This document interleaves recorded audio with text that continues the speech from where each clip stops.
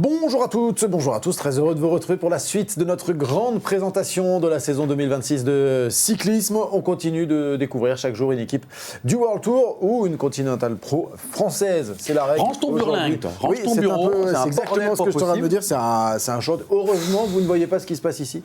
Il y en a partout, des feuilles. Il y a un peu café, tout, machin, la tablette. Et j'en ai même perdu un crayon, tu vois, comme hier. Ah mais il est là. Non mais en fait, on vous explique pourquoi il y a tout ce bazar. C'est assez simple, c'est juste que tous les jours on présente une équipe et on ne sait pas laquelle on va vous présenter. On découvre, donc forcément il faut être prêt à parer à toute éventualité. Pendant longtemps il y a eu toutes les fiches de la Groupama FDJ United parce que Steve attendait la Groupama FDJ, on a enlevé la fiche. Mais il nous reste encore un paquet d'équipes, Steve. Oui, il nous reste un paquet d'équipes, mais ça vient bon. On est à quelques jours de la fin. Ça vient bon. Ouais, ça vient bon. Ça vient bon. J'avais jamais entendu ça. Ça vient bon. C'est vosgien, mais quand ça vient bon, ça vient bon.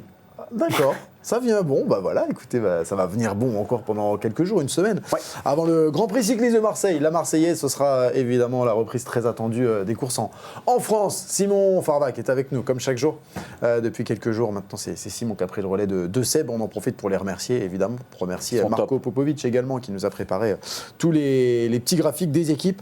Il ne doit plus rester beaucoup de choses en machine du côté du tirage au sort. Petit roulement de tambour, on a fait qui? On a fait Visma hier. Ouais. On va faire qui aujourd'hui? Tu penses quoi, toi? Je sens qu'on va faire Total Energy, Unibet et Cofidis. Ah, ce serait les Conti Pro françaises. Le truc, c'est qu'en plus, il y en a 3. Donc, ils ont 3 chances par rapport à ce qui reste. Donc, c'est vrai que ça donne quand même pas mal de chances. On y va, le tirage au sort, roulement de tambour. Attention! L'auto Intermarché. C'est pas mal. C'est vrai qu'on les avait pas fait. Je les avais un peu sortis du game. J'avais complètement oublié qu'ils étaient l'auto Intermarché. L'auto Intermarché, effectivement, c'est qui était l'auto en Pro Tour en 2025 et qui rejoint donc le World Tour.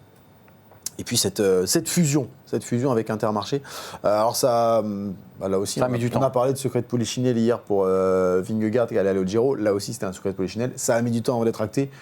Mais on avait quand même bien compris que c'était dans les tuyaux depuis un moment, cette fusion. Elle a beaucoup fait parler, beaucoup fait couler d'encre. Mais il y a bien fusion entre les deux équipes.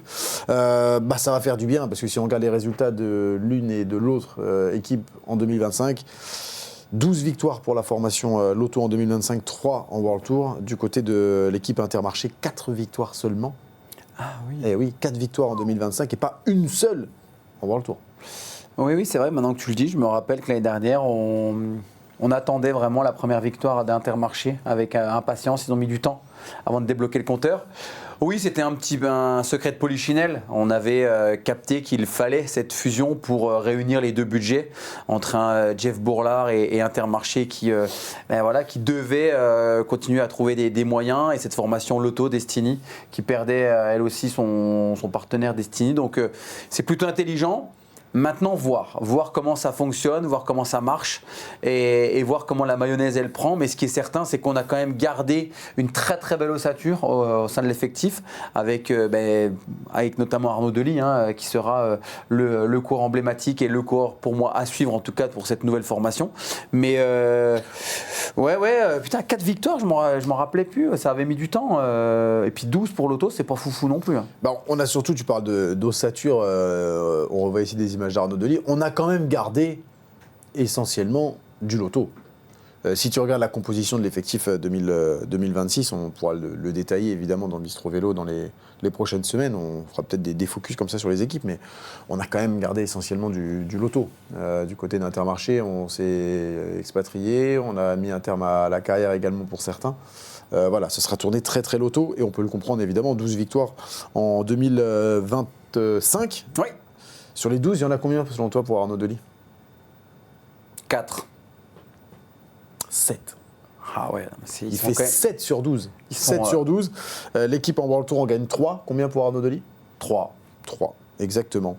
Il y a également eu 4 top 5 sur les routes du Tour pour lui. Il a remporté la Bretagne classique. Il a gagné sur le Renewi Tour une étape et le classement général. Les 3 World Tour, elles sont là. Donc voilà. Et puis de l'autre côté, la tête d'affiche d'Intermarché. Biniam Girmay qui n'a pas gagné. Deuxième d'une étape sur le Tour, c'était la première étape. Il fait 5e de la Bretagne Classique, 3e du Grand Prix de Wallonie. Et puis on l'avait vu également 7e de Gand-Wevelgem l'année dernière, mais il n'a pas gagné et il a rejoint la formation. Non. NSN. Never say never. Never say never. On en a parlé, on l'a présenté. Donc voilà, bilan assez mitigé et heureusement, il y avait Arnaud Delis pour sauver un peu la baraque. Oui, et encore en début de saison, on se posait des questions de savoir s'il allait être au niveau. Il a mis du temps avant de bien revenir. Et puis c'est un coureur qui est tellement talentueux, quelle classe. On revoit les images du Rini Tour où il a été chercher le classement général. Il a été énormissime. J'ai eu la chance de le commenter et c'est vrai que là, dans ce final avec Van Der Poel, alors qu'il a beaucoup roulé d'ailleurs pour gagner le classement général, il est à 2 doigts d'ailleurs même de passer. Il ne se rassoit jamais, il est incroyable. Non, mais il est incroyable Arnaud Delis et on l'adore. C'est un coureur qui est entier, qui parle vrai, qui passe pas par 4 chemins pour dire ce qu'il ressent. Maintenant, on sent que c'est un coureur aussi qui a besoin de s'amuser, qui a besoin de retrouver un petit peu de joie de vivre parce que le cyclisme moderne aujourd'hui, en tout cas sur tous les interviews qu'il a données, compliqué de peser sa bouffe, plein de trucs. C'est un coureur qui doit prendre la saison tout de suite du bon pied pour pouvoir derrière arriver sur les classiques et faire partie vraiment des favoris. Mais c'est une équipe qui va devoir démarrer de bon pied. Parce que quand on regarde les résultats des deux équipes, heureusement qu'il y a cette fusion, que ça libère également une place. Enfin bref, heureusement que ça s'est bien goupillé pour que l'équipe parte en World Tour. Mais honnêtement, le maintien en World Tour, il ne va pas être facile à conserver. On rappelle qu'on repart pour une période de 3 saisons. L'effectif, oui, il est correct. On va peut-être regarder le tableau, tiens. Le tableau mercato des départs et des arrivées. Fusion des deux équipes. Et puis les arrivées, ce sont des coureurs de l'équipe développement qui montent également du côté de chez Lotto, qui vont rejoindre l'effectif World Tour. Alors tous les départs, Viviani, Sepulveda, Van Moer, Segart, Livins, Gregard, alors ça c'est que pour la partie Lotto. Effectivement, on n'a pas mis la partie Inter. Puisqu'Inter ça disparaît. Rota, Zimmerman, Van der Horn, Rouch, Brett, Van Boven, Widar, Hartz, Vincent Martendijk, c'était chez Intermarché et ça arrive. C'est tout ce qu'on a gardé d'Inter. Simone Gualdi, on fait monter Mathieu Kokelman, Matthew Fox, Félix Horn-Christophe, Mathis Grisel côté français. Donc on a un petit renouvellement quand même avec les coureurs d'Intermarché qui rejoignent Lotto entre guillemets, puisqu'on a compris c'est Lotto qui conserve la licence. Mais il va falloir s'accrocher pendant 3 ans. Il va falloir s'accrocher pendant 3 ans. Après, je ne suis pas certain que dès cette année, on compte les points. On va vouloir gagner, on va vouloir faire plaisir aux 2 sponsors, Lotto et Intermarché. Que la mayonnaise prenne tout de suite, vraiment que l'équipe prenne la saison du bon pied. Et puis, je pense que c'est vraiment Arnaud Delis qui va avoir la pression.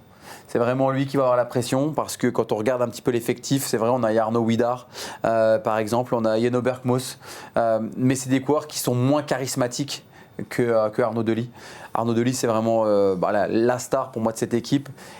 Ça aurait été différent s'il y avait eu Girmay. On rappelle que Girmay, s'il était venu dans les valises d'Intermarché, ça aurait fait un double leadership qui aurait été très intéressant.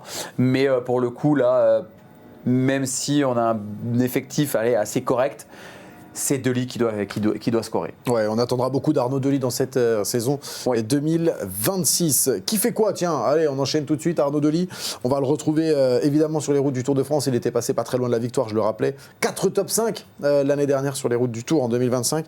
Il démarrera du côté de l'Algarve. Il enchaînera avec l'Omloop Newsblad, avec Kurn-Bruxelles-Kurn, Tirreno, Le Ronde, Roubaix, puis le Tour. Cette période des classiques, il avait un peu manqué l'année dernière. Exact. On parle souvent des pépins. Lui, en termes de pépins physiques, on a parlé de Wout hier pour la Visma Lease Bike. Il en connaît un rayon. C'est vrai. Oui, c'est vrai. Après, il est tellement bien revenu derrière. Il a fait une telle fin de saison je pense qu'il a coupé et qu'il est parti en vacances avec le moral au beau fixe et puis l'envie de faire un gros début de saison. Le début de saison va être passionnant pour Delis. On rappelle, j'ai annoncé Algarve comme début de saison. Il a d'ores et déjà dit parce qu'il est blessé. Exactement. Il est arrêté pour l'instant et il a d'ores et déjà annoncé qu'il reprendrait uniquement pour reprendre à 100%. C'est-à-dire qu'il n'y aura pas de reprise anticipée, il n'y aura pas de on va voir si ça passe. Non, il veut vraiment être à 100% Arnaud Delis. Faut pas forcer là où il a peut-être forcé par le passé. Ouais, il a peut-être forcé par le passé et puis. Je crois que c'est plutôt intelligent d'arriver sur une course en étant à 100% plutôt que d'arriver sur une course en se disant je vais juste faire les kilomètres ou je vais faire la masse. Surtout quand on s'appelle Arnaud Delis parce que mine de rien, la confiance n'est pas forcément là. Dernière fois que tu fais ça. Ouais, je suis passé 2 fois, excuse-moi. Tout ça pour boire un coup. Ouais, j'ai soif. Et oui, moi Arnaud Delis, je trouve que c'est un coureur qui se cherche encore. On l'a vu faire des sprints de folie et puis finalement ne pas lancer au bon moment, au bon endroit. Je pense que sur les classiques, il a un énorme potentiel. Puis finalement, il a gagné le classement général du Rini 8 Tours. Il est jeune encore, Arnaud Delis. Hein. Il a quel âge, Arnaud? 24, non? Il a 23, il aura 24 ans au mois de mars, ouais. Il progresse encore. Il progresse encore. Tu le vois aller où? Tu parles des semi-classiques, tu parles des sprints, oui. Tu vois tout ça. Lui, je pense que ce qu'il a en tête, c'est le Ronde, c'est Roubaix. C'est évidemment ce qu'on veut aller chercher quand on est un coureur de ce profil-là, a priori. Il a participé une fois aux 2, c'était en... Non, il n'a pas fait le Ronde, pardon. Il a fait San Remo une fois et Roubaix une fois. 95e et 50e, c'était en 2023. Voilà. Tu penses que c'est un coureur capable de gagner une grande Flandrienne? Une grande Flandrienne, tu gagnes le Omloop ou tu gagnes le Grand Prix E3 ou le Dwarsdorf-Vlaanderen, ça reste des semi-classiques, mais ça reste des très grands classiques. Gand-Wevelgem également. Ouais, je le vois en gagner une belle cette année. Le Ronde des Roubaix, non, parce que c'est des courses qui s'apprennent. Il faut du temps avant de les dompter, avant d'être vraiment jouer les premiers rôles. Mais il est tellement talentueux que... Il ne faudra pas être surpris si des fois il le fait. Ouais. Mais je le vois bien faire un coup. Classique d'Almeria, je crois. Algarve, Omloop, Kuurne, Tirreno, Denain, Ronde, In Flanders, machin, c'est Gand-Wevelgem. Dwarsdorf-Vlaanderen, Ronde, Roubaix, Copenhague, Tour de Suisse et Tour de France. Pour le programme précis. Le planning est déjà fait. Ouais. Il a raté les Ardennaises, puisqu'on parle des Flandriennes, mais les Ardennaises aussi. C'est un garçon qui quand même a un très bon punch. Oui. Il avait tout raté l'année dernière. Repos forcé, en plus de ça, en fin de saison. Il avait coupé après le Tour de France. Voilà pour Arnaud Delis, donc, qui aura la pression parce qu'il va un peu porter cette équipe Lotto Intermarché en 2026. Et puis un garçon aussi qui malheureusement n'a pas été au rendez-vous en 2025 et dont on attendra beaucoup plus en 2026. C'est Lennart Van Etvelt, oui. Qui lui aussi a été un petit peu absent. Il avait chuté sur son championnat de Belgique. Je ne sais pas si tu te souviens. Il avait quand même pris le départ du Tour de France, sauf que il pensait que c'était juste des muscles froissés, mais non, c'était des vertèbres qui étaient cassées. Donc la saison, elle s'est arrêtée au soir de la 15e étape. Ah oui, non, c'est lui, pardon, 15e étape qui avait arrêté le Tour de France et on ne l'a plus revu. Exact. Lui aussi, il va falloir qu'il se rachète. Ouais, se racheter, c'est un bien grand mot, mais je comprends ce que tu as voulu dire, mais tu as raison. De le souligner. Arnaud Delis, il n'a pas terminé sur le Tour de France, bien sûr. Il a fait une grosse fin de saison, tu l'as rappelé, à l'inverse d'un Van Etvelt.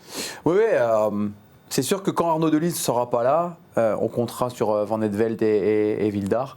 C'est évident. Ce sont des coureurs talentueux, coureurs qui doivent gagner. Ils ne gagneront pas 15 victoires dans l'année, contrairement à Arnaud Delis qui est un pourvoyeur de victoires parce qu'il a 7 pointes de vitesse, mais Van Etvelt, ça va pas mal quand même. C'est Tour de Belgique qu'il a gagné cette année, non? Je ne sais plus, je crois que j'ai eu non je crois qu'il a... Qu'est-ce qu'il a fait en début de saison? Non, il n'a pas gagné en 2025, Lennart Van Etvelt. Ah ouais, ça c'est...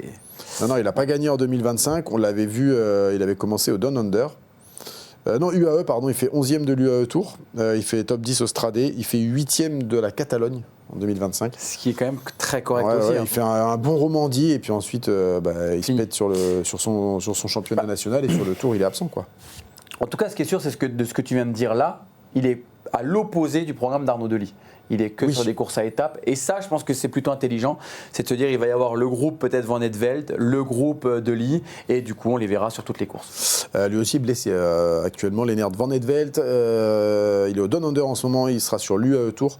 Il sera sur les Strade Bianche, sur Tirreno, sur la Flèche Wallonne, sur Liège-Bastogne-Liège, Giro Tour pour Lennart Van Etvelt. Donc, ça enchaîne. Alors d'ailleurs, sur son programme... Tac, qu'est-ce qu'il avait dit? Ah oui, priorité au Giro. Parce que je dis Giro Tour, mais priorité vraiment Giro pour lui. En gros, il disait qu'il avait, sa saison elle est en 2 blocs et que, en gros, le premier bloc s'arrête après le Giro. Ok. Voilà, c'est vraiment, c'est pas le Giro pour monter en puissance sur le Tour. Non, c'est vraiment monter en puissance pour être fort au Giro. Au Giro, et le Tour, ça fait partie direct. d'un deuxième bloc, mais priorité vraiment Giro pour lui. C'est intéressant. Oui, c'est intéressant. Après, on en a parlé il y a quelques jours de tous les coureurs qui vont quand même au Giro, parce que mis à part Remco et Poggi, il y a beaucoup de très bons coureurs qui vont là-bas. Ouais. Donc, Van Aert, Velt, top 10 au Giro, peut-être, mais je serais plus dans à dire qu'il faut qu'il vise des étapes. Ok. Et Jarno Bidar, c'est un peu l'attraction. Et c'est l'attraction, effectivement. Ouais. Jarno Bidar qui va rentrer dans cette cour des grands, on va appeler ça comme ça, avec cette équipe Lotto Intermarché. Ce sera sûrement mon coureur à suivre.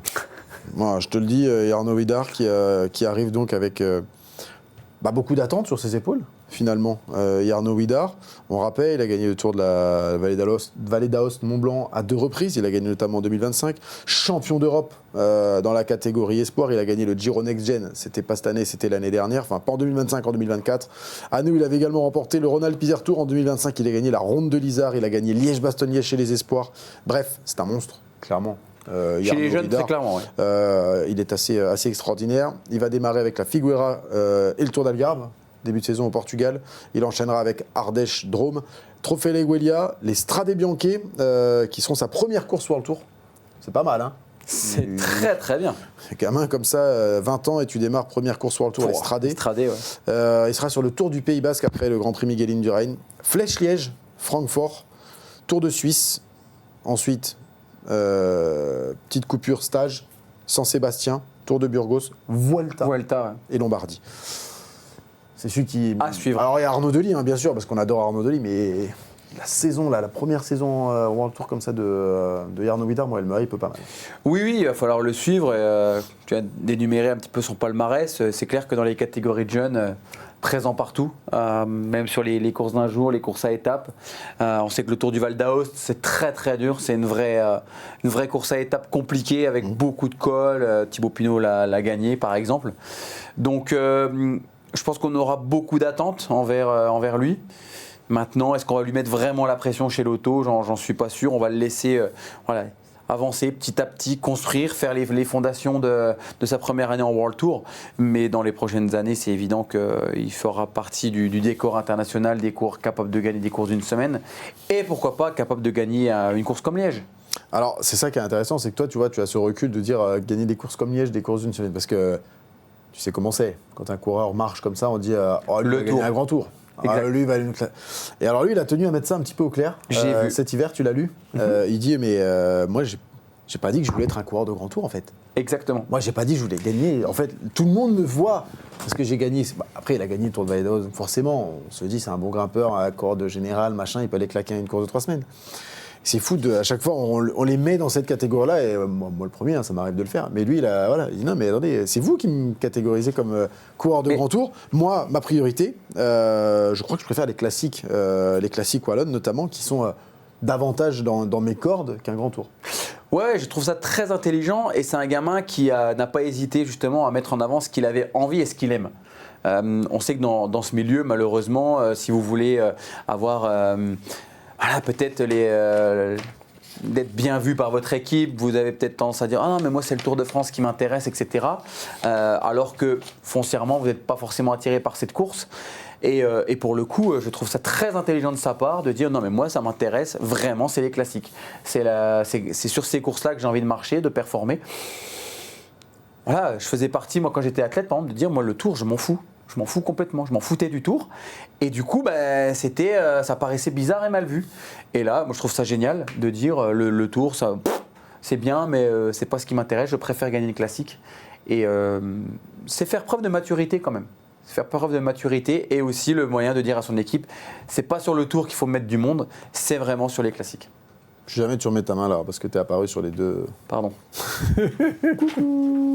C'était pour la vanne. Non, mais effectivement, Jarno Bidar, déjà une belle maturité. Oui. Et pour moi, il arrive de l'équipe développement, et pour moi, c'est la plus belle recrue de Très belle recrue. Pour moi, c'est ce qui peut, Tu vas potentiellement. le mettre dans les coureurs à suivre. C'est ouais. Non, mais voilà, pour moi, si l'équipe, elle se sauve dans 3 ans, il y aura forcément des résultats d'Arnaud Delis devant Nedvelt. Il y aura d'autres victoires, bien sûr, mais je pense qu'avec un grand Arnaud Widar, ça aidera forcément parce que si Delis et Van Nedvelt ne performent pas, j'ai peur que le maintien soit compliqué à aller chercher. Ouais, entre toi, Vidar, Van Nedvelt et Jeno Berkmos, on a 3 coureurs. Aussi, c'est vrai. On n'a pas parlé de Jeno Berkmos. Ouais, c'est 3 coureurs belges qui auront forcément aussi un petit peu de pression. Ouais. Et puis j'en profite pour dire qu'on les recevra très certainement assez rapidement dans Bistro Vélo. C'est vrai qu'on n'a pas dit, mais on parle un peu de Bistro Vélo qui reviendra le 2 février prochain. Dans quelques jours, finalement, on se retrouve dans quelques jours pour Bistro Vélo. Et on recevra forcément des personnes de cette formation Loto Intermarché, parce qu'il y a 2 Français qui seront aux commandes de l'équipe, notamment. C'est Maxime Bouet, qui était auparavant avec l'équipe Arca, BNB Hotel Continental, et parfois avec les pros, effectivement. Et puis Adrien Petit, le bison d'Arras, qui lui a mis un terme à sa carrière de coureur au sein de l'équipe Intermarché Wanty et qui rejoint là aussi cette équipe en qualité de directeur sportif. Ils vont se marrer normalement, on a deux bons mecs là. Ouais, on a 2 super mecs, 2 très bons directeurs sportifs, 2 coureurs qui ont de l'expérience et qui ont fait des carrières à rallonge. Donc non, c'est cool qu'on les ait dans Bistro Vélo. On les invitera évidemment très prochainement. On joue ? Allez, on parie quoi ? Vous avez l'habitude désormais, pour ceux qui découvrent je te pique une feuille, tiens. Ah d'accord, vas-y, fais-toi comme chez lui. Allez, clac. J'espère que c'est pas une équipe qu'on n'a pas encore traitée. Parce qu'on a quand même préparé des notes sur plein d'équipes. On rappelle le nombre de victoires à l'issue de cette saison, la victoire marquante ou le fait marquant de l'équipe pour 2026 et puis le coureur à suivre évidemment en 2026. Nombre de victoires pour commencer, combien de victoires pour cette équipe Loto Intermarché ? C'est dur ça. Ouais, c'est pas facile mais... Le problème, c'est que là, on a parlé de Adrien Petit et Maxime Bouet. Si ils vont avoir la pompe. Non, mais surtout si on les sape là. On va vous sarper, Adrien. Ils voudront jamais Max, venir. vous n'avez pas intérêt de vous louper cette année. Honnêtement. Attends. Et Tony est toujours là-bas, Tony Galopin ? J'ai un petit doute. Non, il n'est pas parti. Tony, il est chez Lidl. Lidl, oui. Pardon. Non, Lidl Trek, il me semble. Ou Ou Red Bull ? Non. Non, chez Lidl, je crois. J'ai un gros trou. Tony. Tony, t'es où ? Tony Galopin ? Simon, t'as pas ça sous la main ? On a... Putain, les boules. Attends, je suis pas prêt, moi. Je suis en train de chercher en même temps pour Tony, je suis désolé. Je sais que j'ai lu quelque chose. Je crois qu'il est chez... Lidl Trek. Et non, à partir de 2026, j'avais raison, Red Bull. Ah, il est chez Red Bull ? Ouais, il est parti chez Red Bull Borangereux, Tony Galopin, qu'on salue et qu'on espère évidemment recevoir aussi... dans Bistro Vélo pour qu'il nous raconte un petit peu tout ça. Comment ça se passe ? Bah ouais. Nombre de victoires. La victoire marquante, ce sera celle de... c'est dur. Celle de Berkmos, à Liège. Celle de Cédric Bollens. Ou le Joshua Lionel Tamigno. Ou celle de Simone Gualdi. Mathis Grisel. Mathis Grisel. Jams-Lock également. Jonas Rutsch. Lorenzo Rota. Il y a de quoi faire. Non, le champion d'Allemagne. Jörg Zimmermann. Jörg Zimmermann. Ah ouais, j'aime bien Jörg Zimmermann. Et Taco Van der Horn aussi qui est capable de grands numéros. Allez, hop. Allez, je me dépêche. Vous aussi, vous écrivez en commentaire le nombre de victoires, la victoire marquante et le coureur à suivre en 2026. 3 heures après. Tu me dis quoi, Simon ? Tu m'as fait un signe en mode dépêche. Dépêche. La victoire marquante, ce sera... Adrien Petit au Grand Prix de Denain. À la maison. Hop, allez, c'est bon. 1, 2, 3. Je les ai sapés plus que toi. Ah ouais. J'en ai mis que 10, moi.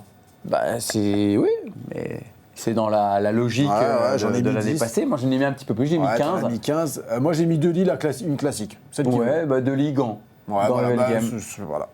Et le coureur à suivre ? Oui, Arnaud Widar, on est assez objectif là-dessus. Après, c'est clair que... je pense qu'on l'attend tous, mais c'est toute la planète cyclisme qui l'attend aussi. C'est vrai que je parlais, c'était hier, du coureur Mathieu Brennan, qui était pour moi le coureur de 2026. Mais c'est vrai que de cette jeunesse qui pousse, si on doit sortir quelques noms, 3-4 noms, on est obligé de citer Arnaud Widar. Donc on verra ce que ça donne. et puis surtout comment il arrive à composer avec sa nouvelle formation. T'as failli mettre en l'air tout le truc. J'ai failli te faire baigner le café sur le machin. Merci beaucoup d'avoir été avec nous. Merci Steve Chanel. Avec plaisir. Rendez-vous demain. Il nous en reste encore quelques-unes. Oh, on commence à toucher un petit peu. Je vais aller pioter, je suis sec. Cramé. Cramé. Rendez-vous demain. Merci d'avoir été avec nous aujourd'hui encore pour la présentation de cette équipe, de cette saison 2026 de cyclisme et qui démarre dans quelques jours avec le Grand Prix cycliste de Marseille, la Marseillaise. À demain. À demain.